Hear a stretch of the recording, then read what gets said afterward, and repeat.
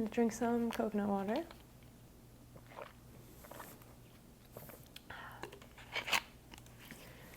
So, today I wanted to talk a little bit about the creative process, how sometimes it's easy to get stuck.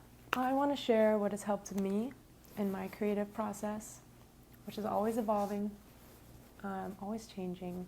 There are a few things that I realized that had been holding me back for a very long time, and there were very simple shifts that I needed to make that seemed impossible because I didn't really understand why I felt like I was hitting a wall with my art and never really felt like I could enjoy what I was making, never really felt like anything that I did was good enough, no matter what it was. And from my experience, there is a lot of self-judgment throughout the creative process, and it seems like that's the default. I think it doesn't have to be there. When we create, sometimes we might find ourselves seeking a lot of external validation for our art. I think once we get past that, realizing that that external validation will not ever be enough for us to change that perspective that we have on our own art, we'll never be able to really, truly enjoy what we make. And that's the whole point, to enjoy the process, to learn something about yourself, to make something beautiful that you want to share with the world. I mean, people make art for all sorts of reasons. It can also be a way to express pain, any level of emotion. And so some people do make art that is darker in nature, and I have no problem with that, as long as it's transforming that pain as opposed to perpetuating the pain. Unfortunately, it can become a vessel for making that painful situation manifest, giving it more power rather than experiencing and processing those emotions in a healthy way. So I think that's really key when we are making art, to be conscious of where we're coming from and our intentions with it. I think that the results, not necessarily how the art will look or sound, but what it does for us and how it's helping us rather than hurting us. So in my experience, for a long time, I had an aversion to simplicity. I felt that for some reason, things had to be complex to be interesting.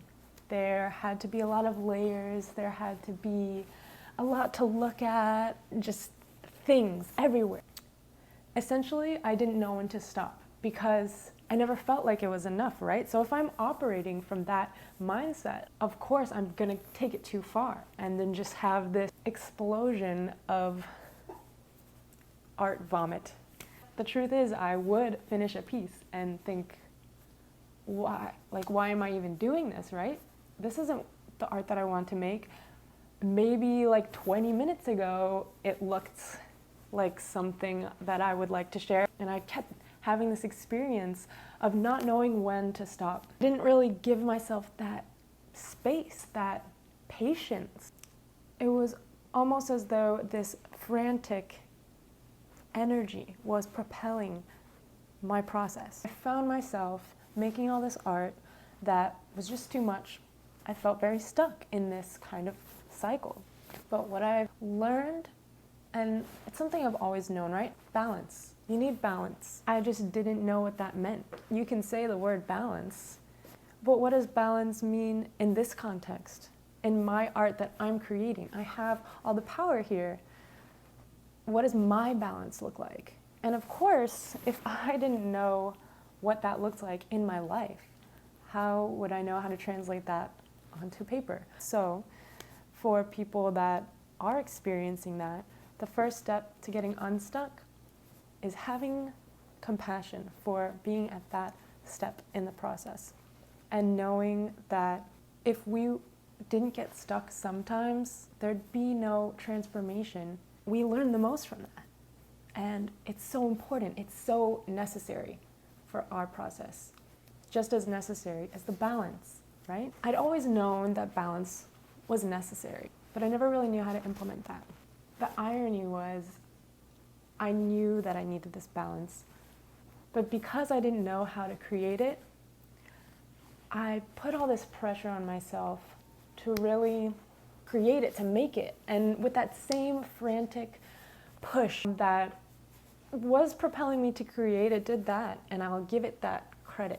It wasn't coming from a place where I could even figure that question out, right? Because as I'm stuck and I'm putting pressure on it, that's not where our best work comes from. It's not up to us to figure every single step out. The key to really getting somewhere is to let go of that pressure that we're placing on ourselves. Because we can't know all the answers. We'll never know. Realizing that the solution was actually very simple, I was able, after years of not making any art, started to really implement finding peace in my day as a priority and realizing how that trickles into every aspect of my life and only good can come from it. It's what I feel is a very necessary step for making the art that we can feel happy with and enjoy making. So something as simple as slowing down, taking a step back. I'm sure many people have this figured out already. The whole creative process gets us into a flow state, and that's where we need to be, right? When we're really in expression mode. We can't get there if we're entering the creative space with any shred of criticism. And it can be hard. I mean, that inner critic, it's there. We're not trying to kick it out. It's going to be there. But the more we try to fight it, the more it'll fight back. So the key is, again, compassion for that piece of ourselves. Knowing that it's there, acknowledging it, thanking it for trying to protect us. It serves a purpose. Just say, I appreciate your input, but no amount of your worries or your warnings are going to get me to be in the place that I need to be to make the art that I want to make. So just turn down the volume a little. What you resist persists. So don't resist, just let it be. And you might find that it'll quiet itself on its own. And letting go of that need to control every aspect of the piece, right? Like every little detail has to be perfect. Perfectionism is such a roadblock. While yes, we want to put out our most refined and polished work, the more you refine, you might come to find there's nothing left. You polished it down to a grain of sand. There's nothing there. There's only so much editing you can do, only so many fixes before it's too much. And when you're in the editing process or in the midst of any creative process, once you find yourself feeling frustrated, that is your body telling you, okay, take a break. It's not that serious. The frustrations aren't there to perpetuate that frustration. They are there to tell you, hey, we know how much you can handle and it's time to tap out, come back to it. And you'll find that all that time that you got practicing, even though maybe you wanted to get done whatever it is that you were working on in that session, that's okay.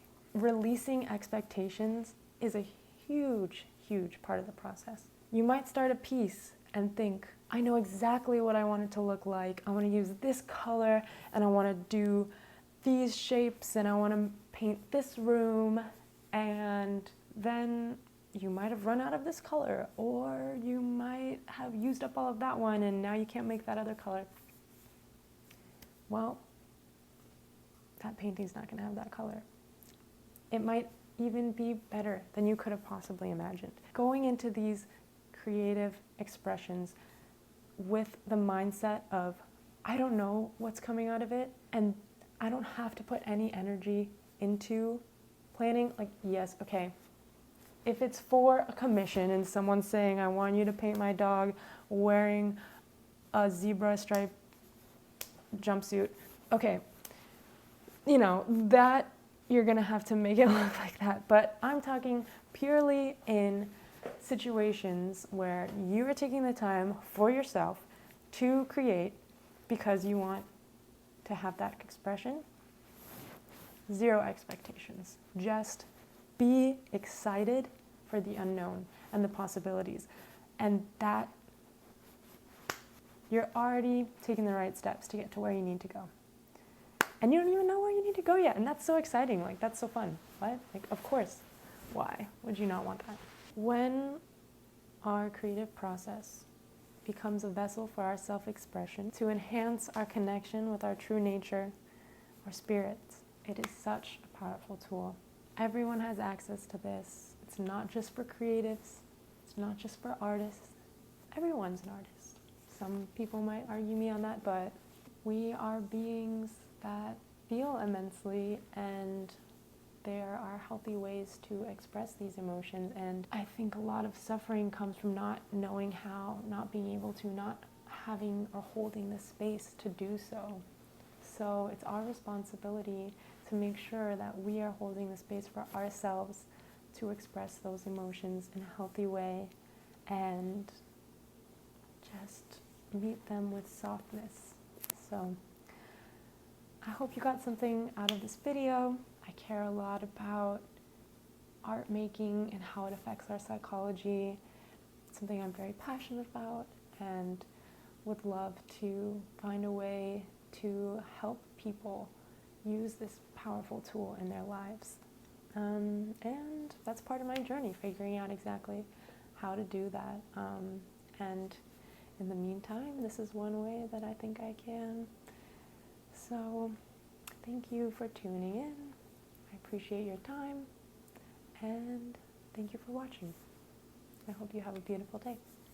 Thank you. How long was it?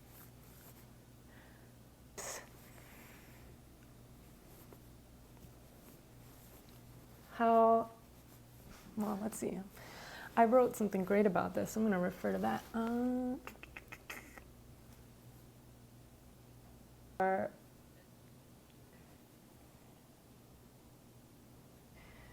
And